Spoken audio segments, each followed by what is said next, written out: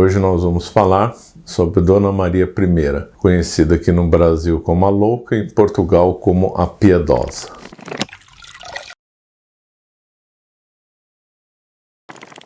Bom, Dona Maria I nasceu em 1734, ela era filha de Dom José I. Quando Dona Maria era pequena, Portugal estava vivendo uma época muito boa, por causa boa parte por causa do ouro do Brasil. Portugal vivia tempos bons, né, com missões na China, construção de obras em Portugal, expansão e interiorização aqui no Brasil. Então foi uma época muito boa em Portugal. Ela, em todo o Império, né? Não só lá no Brasil também. Foi uma época gloriosa aqui no Brasil, com barroco, construção de igrejas, etc. O avô dela era Dom João V. Dom João V ficou famoso por ter sido um rei para fora, muito piedoso, e ter uma vida privada horrorosa, né? Ele havia recebido o título de rei fidelíssimo, e Lisboa tinha se tornado um patriarcado. Só tem 2 patriarcados de rito latino na Europa, tirando Roma, claro, que é Lisboa e Veneza. Então Portugal estava muito bem com relações com a Santa Sé, e mesmo com a Áustria, com Veneza e com Malta. Eram tempos gloriosos ali para Portugal.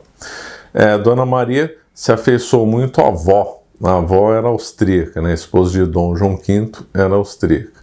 A mãe dela era espanhola, a mãe dela era filha do rei Felipe V da Espanha, então ela tinha sangue Bourbon também, sangue Bragança, claro, de Portugal. Tinha sangue Bourbon, tinha sangue da Áustria, também tinha sangue italiano também.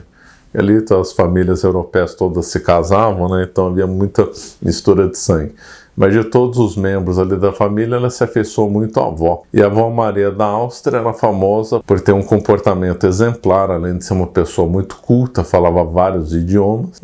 Os diplomatas falavam que lá tinha ambiente de convento, a corte da rainha-avó, né? Então, ela estava num nível acima. As cortes da Europa já estavam muito corrompidas, e o entorno da avó dela, Maria da Áustria, destoava do resto de corrupção da Europa. E dela também, Dona Maria I, vai ter uma vida privada irrepreensível e impecável, né? Ela cresceu, teve aquela formação dura da época, tinha lá os prazeres dela, que era comer chocolate, tomar sorvete. Aprendeu lá logo cedo espanhol também, porque a mãe era espanhola, depois aprendeu francês, foi educada pelos jesuítas, sempre teve muito apreço pelos jesuítas. Depois, com o passar dos tempos, ela começou a se decepcionar com o pai, porque o pai tinha uma vida privada péssima, e ela passou também a ter aversão ao Marquês de Pombal também. Então ela não gostava nem do Marquês de Pombal e se decepcionou muito com o pai. E o auge da decepção com os dois foi com o processo dos Távoras. Ela era amiga de várias pessoas da família dos Távoras. Távoras foram acusados injustamente do crime de ter tentado matar Dom José, e o Marquês de Pombal, por outras razões, né? Por razões de política e intriga, já que o Marquês de Pombal era o pior fulano da história de Portugal, incriminou os Távoras injustamente e condenou boa parte da família à morte. Ela ficou horrorizada com isso, né? Depois ela vai ter visões do pai do inferno, né? Que ajudou a atrapalhar, ajudou a piorar a doença que ela tinha, né? Em 1755 veio o terremoto de Lisboa, né? Um terremoto violento que destruiu boa parte da cidade, queimou vários documentos, transformou completamente Lisboa quando foi reconstruída, né? A Lisboa antes do terremoto era uma, depois do terremoto passou a ser outra. O trauma dela e também de muitos membros da família real era tanto que eles passaram a dormir em tendas, mesmo, em barracas reais. Então eles não dormiam em paredes, eles tinham medo de dormir em palácios, em casas com paredes, que tinham medo de vir outro terremoto e as paredes caírem em cima deles, como aconteceu com boa parte de Lisboa. Então eles dormiam em tendas, eram conhecidos como tendas ou barracas reais, né? Ela ficou muito traumatizada e boa parte da família ficou assim. Bom, o Marquês de Pombal também não gostava dela. E como o Dom Dom José I não teve filho homem, então ela seria herdeira do trono. O Marquês de Pombal trabalhava para tentar evitar que ela ascendesse o trono, buscando algum homem para assumir, buscando ou que fosse o neto de Dom João I, ou tentar pegar um outro ramo masculino. Ele tentou influir, mas felizmente não conseguiu. Dona Maria I casou com o tio, Dom Pedro III. O Dom Pedro III também tinha uma vida privada irrepreensível. Ele era apelidado de O Sacristão, né? Ele era tido muito ligado aos jesuítas, muito piedoso. Ele e ela foram um casal assim exemplar. Infelizmente, depois ele foi seduzido pela maçonaria, uma pena, mas no início ele destoava muito de outros membros da família real, tanto em Portugal como no resto da Europa, ao manter uma vida casta. Então ele casou com Dona Maria I, era muito mais velho que ela, mas tiveram vários filhos. Infelizmente perderam o primogênito, que abalou muito ela. Toda vez que morria um membro da família, ela ficava muito abalada. Quando morreu a avó, ela ficou abalada, depois mãe, os filhos que morreram, ela ficou muito abalada, né, com essas mortes. Isso aí ajudou a agravar a doença dela, né? Bom, o Dom José I faleceu em 1717, apesar dos esforços de Marquês de Pombal, ela assumiu o trono, colocou o Marquês de Pombal para correr e fez a viradeira, que era desfazer as obras do Marquês de Pombal. Infelizmente não conseguiu desfazer tudo, a manobra não conseguiu fazer tudo que ela queria, a reforma ficou limitada, mas algumas coisas ela conseguiu reverter e tentar acabar com o que o Pombal tinha feito. O Pombal é muito injustamente elogiado, né? Eu já falei que era uma figura péssima. E uma curiosidade do reino de Dona Maria é que ela fomentava iniciativa privada.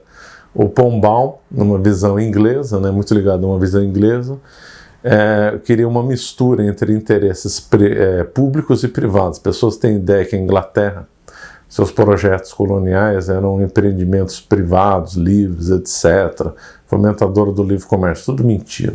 A Inglaterra sempre misturou interesses públicos e privados em zonas cinzentas das grandes companhias majestáticas, e Pombal trouxe isso para Portugal. Ela separou interesses públicos e privados e fomentou a iniciativa privada sem mão do Estado, pelo menos tentou em muitos casos.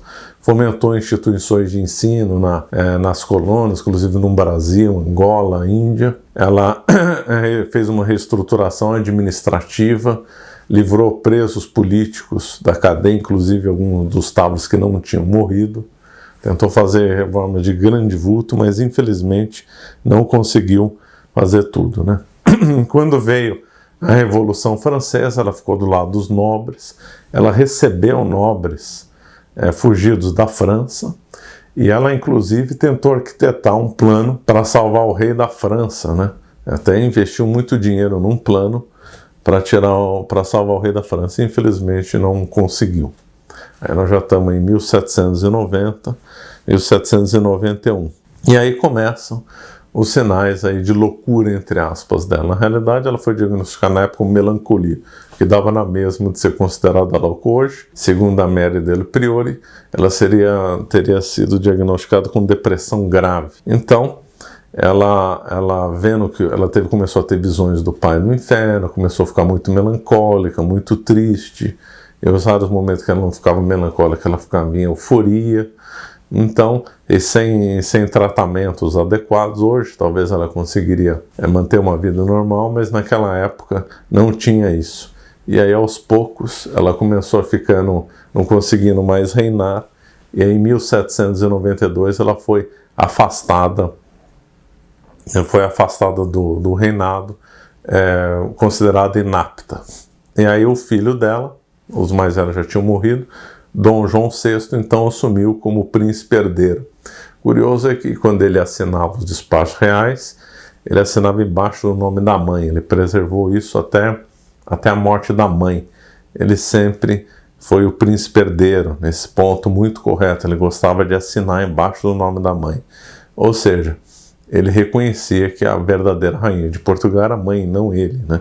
Ele era apenas um príncipe herdeiro e assinava sempre abaixo do nome da mãe.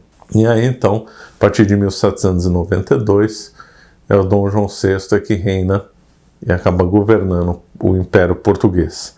Houve a tentativa de trazer um médico, um inglês, para tentar curá-la, que havia tido sucesso com o rei na Inglaterra, que tinha ficado louco, mas aí também não deu certo. Aí em 1808, toda a família real vem para o Brasil, inclusive ela, mas ela estava bem ruim, já estava bem apartada da realidade, ela fica num convento e acaba falecendo em 1816. Quando ela veio para o Brasil, obviamente ela não tinha condições nenhuma, já estava impedida de governar, e por isso que aqui no Brasil ela ficou com essa fama de louca. É o nome que todo brasileiro dá, Dona Maria I Louca. Mas em Portugal, como havia memória dela dos doces anos que ela reinou em Portugal, então ela ficou conhecida como a Piedosa.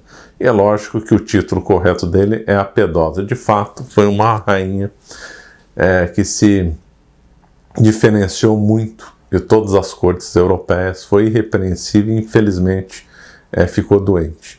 Uma vez, quando teve numa igreja foi profanada e as hóstias foram espalhadas no chão, ela ficou horrorizada, decretou vários dias de luto e saiu em procissão, liderou procissões em Lisboa em ato de reparação, ou seja, era extremamente piedosa, temia a salvação do pai e dela mesmo, o que aliás está certo pelos princípios católicos, né? Todo mundo tem que temer e ter medo de sua perdição.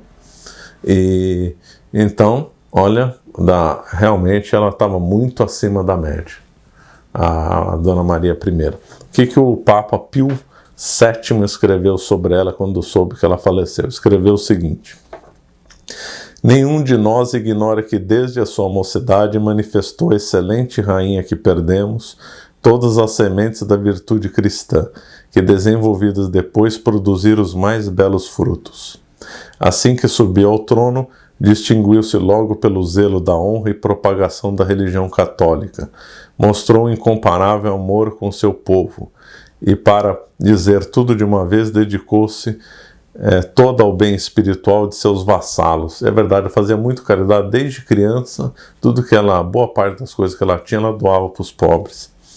E foi em razão disso que o nosso bom predecessor Pio VI confiadamente declarou, abre aspas, que ela seria em todas as idades futuras o exemplo das verdadeiras virtudes.